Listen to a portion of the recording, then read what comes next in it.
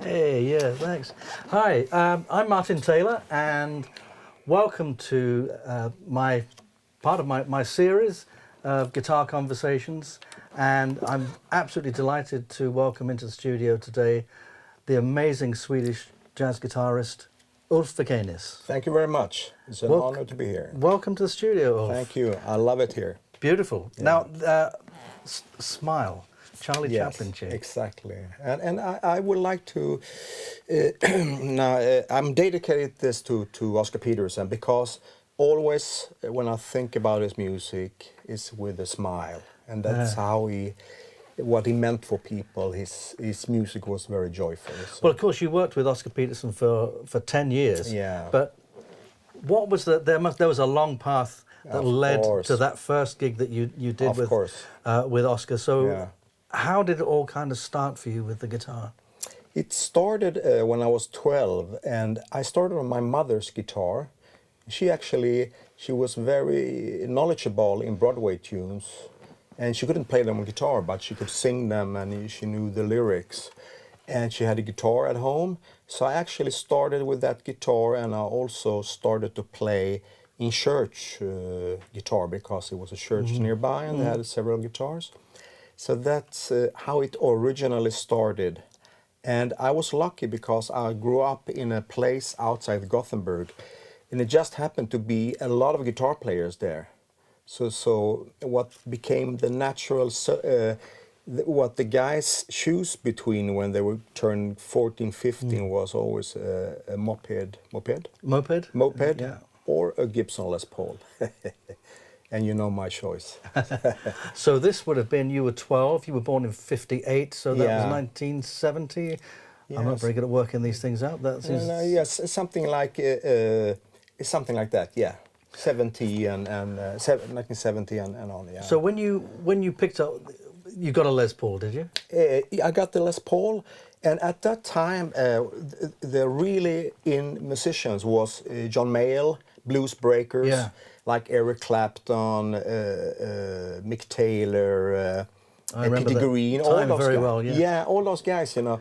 So I listened a lot to that. Johnny Winter, I really loved at that time, because I loved virtuosic blues players. Right. Yeah. So for me, that was how I got into the music in the beginning. Yeah. Yeah. So it was from playing blues. So it wasn't from playing rock or pop guitar. It was from blues. No, it was blues actually, and it was I would say more English blues than American. I mean, of course it led to B.B. King and all those guys and Albert King, but it was English blues, I would say. Yeah. Right. So playing that music, getting into playing blues. Yeah. I guess the obvious way after that is actually getting to starting playing more things that are jazzy. So that was your path. Yes, and I think I run into the thing that I think many, I mean, thousands of players do all over the globe. And that's the guys who start with, you know, or, you know, if you start with that, you really, next step, when you kind of, you know, you can play with the feeling on the blues, you know, and you know those, what should I say, Clapton licks and the cries and the stuff. You start to think, how do I get this to be a jazz blues? How you go from a root blues to a jazz blues? So that led me into jazz, you know. And how did you discover that? How did you find that way into turning a kind of a straight kind of blues into that jazz blues with more jazz harmonies? Yeah. Did you just hear those harmonies, or did you kind of seek out and study how to do that? I of course had the urge to learn. Something inside me tell me that I want to play a more advanced blues than just the basic blues. But I think also a very pivotal moment was when I went and listened to Oscar Peterson Trio. I was 15 and I heard Joe Pass, and they played exactly like a slow blues with more rich harmonies, and that really, I mean, had a strong effect on me. And when you heard that, you started to experiment with that? Yes, yeah. Just on your own? No, I also, I mean, I looked up, you know, I bought records, you know, and I Did you play along to the records? Yeah, and I picked from the records, you know, and I think this was even before cassette tape, you know. Yeah. Yeah, so. Yeah, because something we forget about now is because you and I are of the same generation. I'm just a couple of years older than you. Right. And so at that time, of course, there was no internet. Yeah. There wasn't even video players. No, I know. There wasn't even cassette players. I know. If you want to learn something, you had to put the vinyl on and you know, kind of get the needle to the part where you wanted to hear. Exactly. And of course, there were no music establishments where you could study blues or jazz, any other music other than classical music. So we had to find our way. So sometimes this is for younger players. This is something that we forget when we're talking. I know when I teach, I'm talking about how I started to play, and it seems quite different because now everyone can kind of go on the internet and study. I have many students on the internet. So of course. So you literally did that. You had the records and you just got the needle, dropped the needle where you needed it. Yeah, that's what I did. And also what that time had was, you know, you waited for a record to come out, you know. It was this waiting time, the art of waiting, you know, patience, you know. And when that came into the store, you know, we had one big record store in Gothenburg. You know, you went down there, you know, like go through, there it is, you know. And it's, I mean, that, I'm very happy that I got to experience that magic. And then home and listen, I got my hands on some Oscar record, you know, with Joe Pass and Nils, you know, and I home and listened to that and learn. You know. Yeah, I remember when I think I was probably about 14 and somebody told me about this guy called Wes Montgomery. Yeah. So we had a record store that was actually, it was in a bookstore. Yeah. And they had a record department. And I went in there, I said, have you got any Wes Montgomery records? And they said, oh no, they didn't know who that was. They had to look it up, and they said, oh yeah, there's this, and I just picked one that I liked the name of, and I paid them for it. Yeah. And then every Saturday I used to go up there. Has my record arrived yet? Has it arrived yet? And I think it took about 3 months for it to finally arrive. And when I got this record, it was just it was magic. Pure magic. It really was magic. Yeah. For you, a lot of the guitar players, all of the jazz guitar players, I think that I really like, have a background in blues. I'm thinking another guitar player I'm thinking of at the moment is Julian Lage, who started out as a blues player. Of course, our dear friend Herb Ellis had a lot of blues in his playing. Do you think that helped you? Yeah, because I think very often it brings a kind of a feel into the play. Did that help you?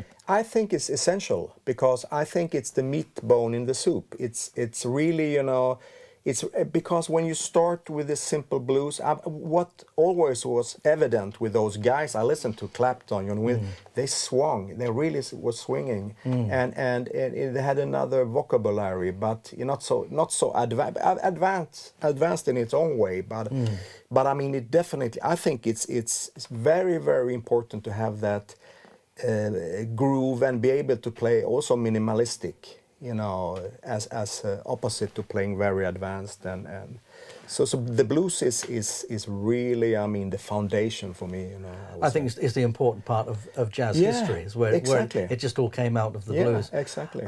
Something I do with my students is I just get them to play a blues if they've never played jazz before. We just play a blues with a minor pentatonic blues scale. And then I get them to play some other intervals, and then we change the harmonies a little, really to get into that. When you started playing the guitar, 12 years of age? Yeah. Now this seems like a funny question, but I ask everyone this. Did it come easy to you? It came pretty easy for me. It was, I mean, I started and I never looked back, so to speak. You know, I remember I picked up that guitar, and after I picked up my mother's guitar, I never thought of what I'm gonna be in life. It was, you know, I just kept playing, you know, and things happen, you know, and it took me around the world. Okay, now I'm here. There's another half to that question, which is the other side of the coin. What did you find difficult, and the thing that you had to really work at? I think it was, I mean, a lot of things is you have to really study. I mean, you have to, for instance, for me, I mean, to really break down jazz tunes, you really have to spend a lot of time. I mean, to pick out the chords, the voicings, numerous hours, you know, to figure out Barney Kessel stuff or Joe Pass stuff or Wes Montgomery stuff. So I can't say something particular was tricky for me, but I think it was just, it's a lot of work to get in. Jazz is a very complex music. What is it they say? 10% inspiration, 90% perspiration. Yeah, exactly. There is always a lot of work, and that's something that's not always realized. It's like whenever you see a musician, a great musician playing, you're only seeing the tip of the iceberg. Underneath there's all the other work that's gone in there. At the age of 12, you started playing the guitar. So then, did you start playing in bands? Do you get together with other kids of your age? I started, basically when I started, I always played with other musicians. And that's what I always tell my students all over the world, that it is the most important thing is to play with other people. That's the whole thing. And that's when you really learn how your timing is, how you interact with others, and if you have any groove, if you have any swing. That's the moment of truth when you play with others, because you can sit down at home, you know, and practice for 10 hours a day, but if you don't play with others, it never gel, you know, when it's the time, you know. You played with other musicians. Were they about the same age as you? Were they at the same level as you? Another interesting thing was there was quite, I mean, variation of ages. So I played with older musicians too, and it was quite open, you know. But it was blues based. So the way we communicate today with what we call the Esperanto jazz, you know, the Broadway melodies, we had the blues. So that was our language. So we could play. For me, I could 13 years old play with a 20 years old, more seasoned player, you know. So that was. I always played with musicians that were older than me.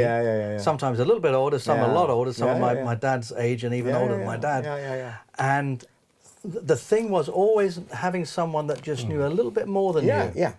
That's how I learned to play. So you're always striving, you know. It's almost like meeting that guitar player that just knew one more chord than you. That was enough. I know. That would help you along.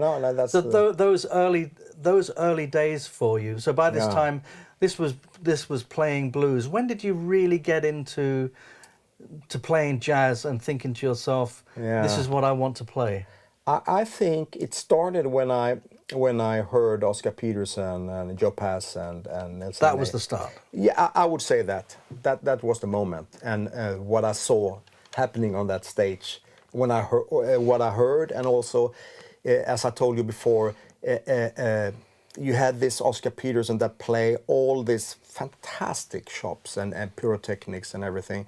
And then Joe and Nils Henning the same, the Paganini of the upright bass. And then Joe Pass just sat down and played a ballad himself. And he floored everybody. And I never forget that. It was very, I mean, it was a very special moment for me. Yeah.